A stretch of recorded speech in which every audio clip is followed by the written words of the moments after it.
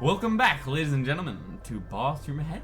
This is our final episode of Never Alone. We're just going to title this as a Cultural Insights episode. We won't be doing any gameplay this episode, but we're going to be watching the final, 4 or 5 of these. 1, 2, 3, 4, 5, 6. 7. Six cultural insights that we have throughout the last of the game. So we're just going to get right back into things. Alright, here we go!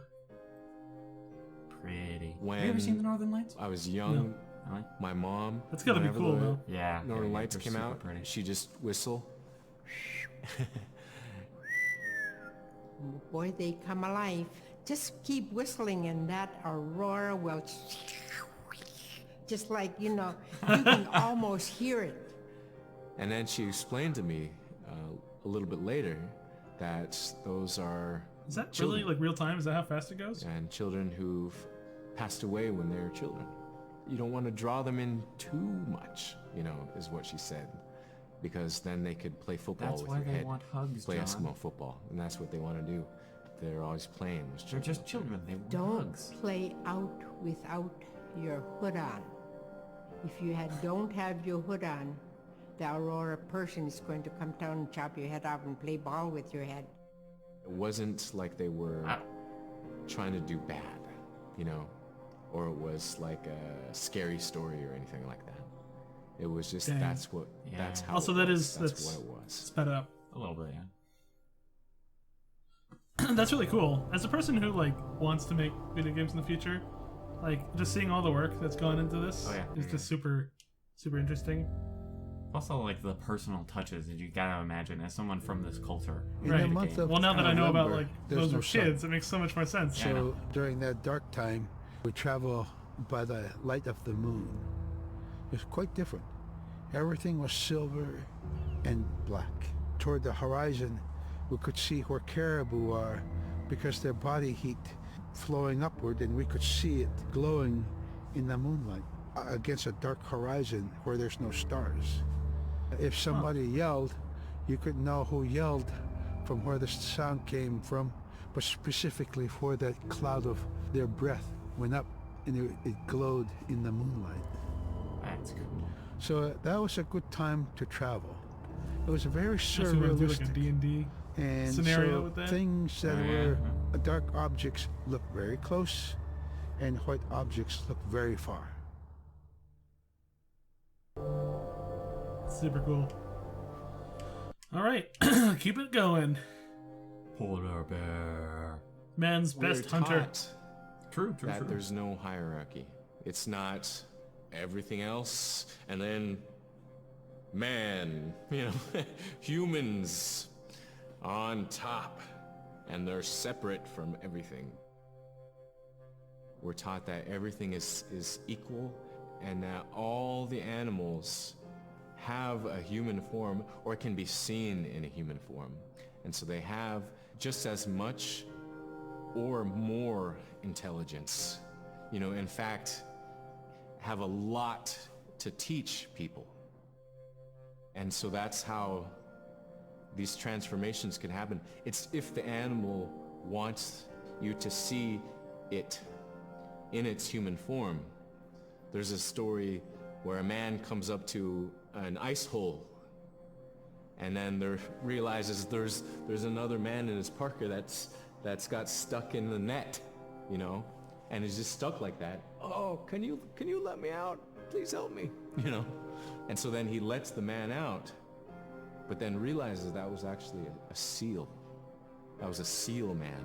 And just because that seal wanted that help, that seal allowed itself to be seen in human form. I'd like to think that we'd probably help it out regardless. At least I would.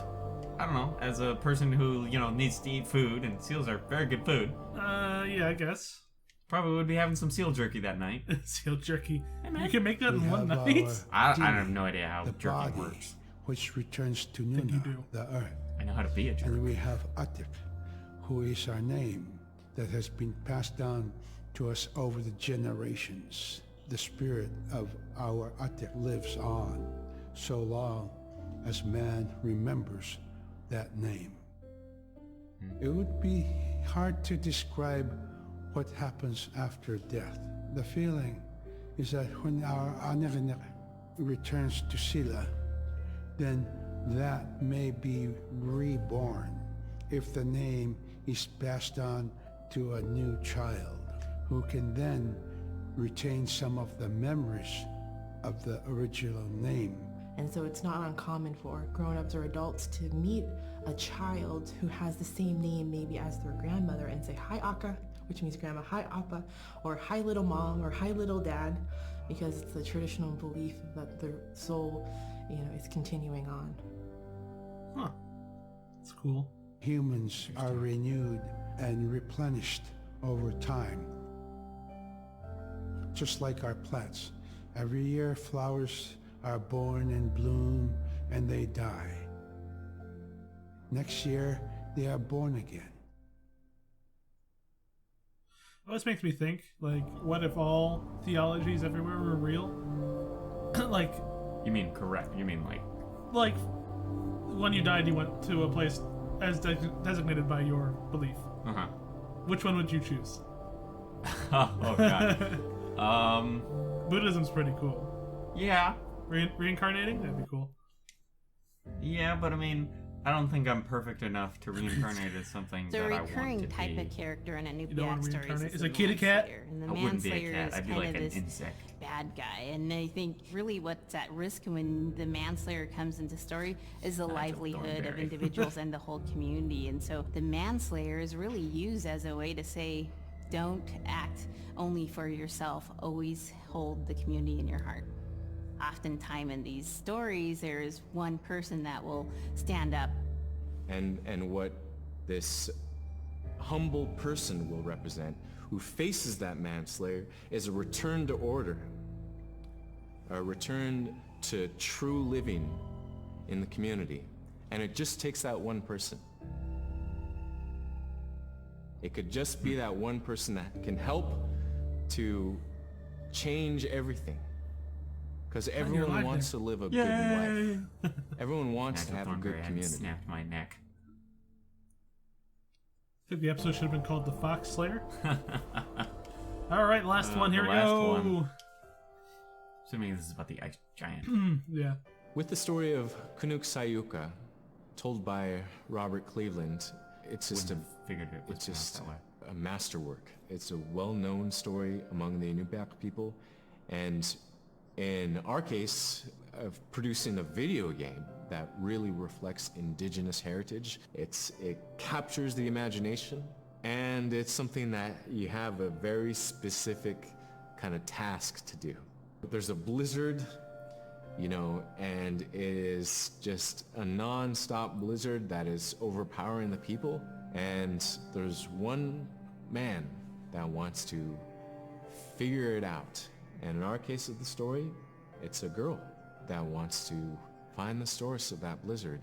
The blizzard man, it's like that is the physical embodiment of an element Some cool of nature. Concept art. Yeah, it really is. And so there's a person that needs to go up and take away that's chipping away that snow. In that community, the person least expected is the one who stands up and makes the difference.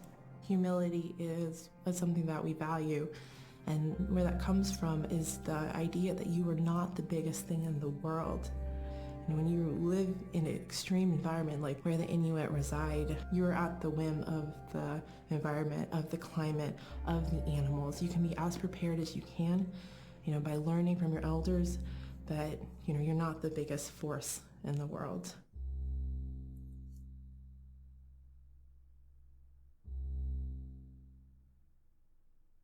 Well, there you go. That's the last of them. I mean, there are still a couple that were I think left. 2 that we missed, but that's okay. Yeah, looks like 2. Oh well, that's If you want to go find them, I'm sure they're on YouTube somewhere. They're called Little People and Reading the Weather. Oh well. So there you go. Alright, well, thank you, ladies and gentlemen, for watching. This has been the final episode of Cultural Insights from Never Alone. We are Boss Room Ahead. I'm Glenn. And I'm John. If you feel so inclined, feel free to do the YouTube steps below, and have a wonderful day. Bye.